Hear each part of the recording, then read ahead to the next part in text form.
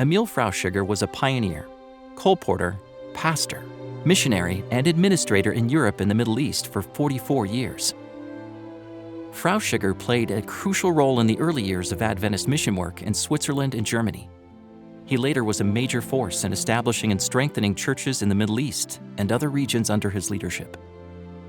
As a young adult in Switzerland, Emil attended a series of lectures held by Seventh-day Adventists, including Ellen White, who had come from America.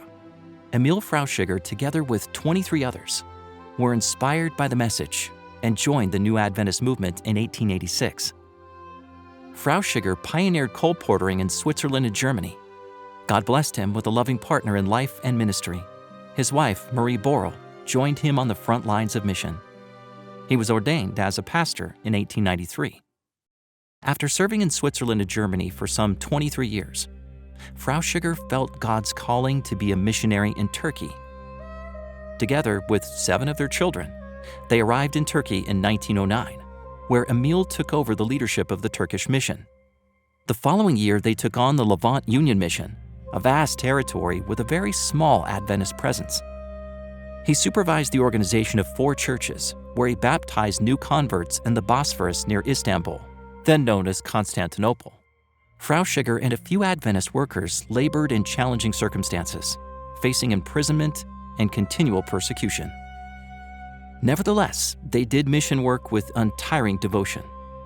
In 1911, together with another German missionary leader, Frauschüger held the first Adventist evangelistic meetings in Haifa, in today's Israel. It was also in Haifa where they planned a Bible Workers Institute for those in that region. The first evangelistic tent was pitched in Turkey with government permission in 1914. In addition to holding evangelistic meetings, Frauschüger established a training school in Constantinople and held lectures for Armenians and Greeks. The school served as a missionary training venue for workers in Turkey. Adventist workers in Constantinople were taught 3 languages, Turkish, Armenian, and Greek, to prepare them for mission. During the First World War, Frauschüger continued to oversee the work in the Levant field, even though communication and movement became extremely difficult. Frauschüger's next destination was the newly organized Czechoslovakian Union Conference, where he served as president. The means were so scarce there that workers hardly had the money for food to survive. Frauschüger began canvassing and eventually managed to establish a printing house to sell Adventist literature. However, he quickly became burned out. Decades of hard work and sacrifice had taken a severe toll on his health.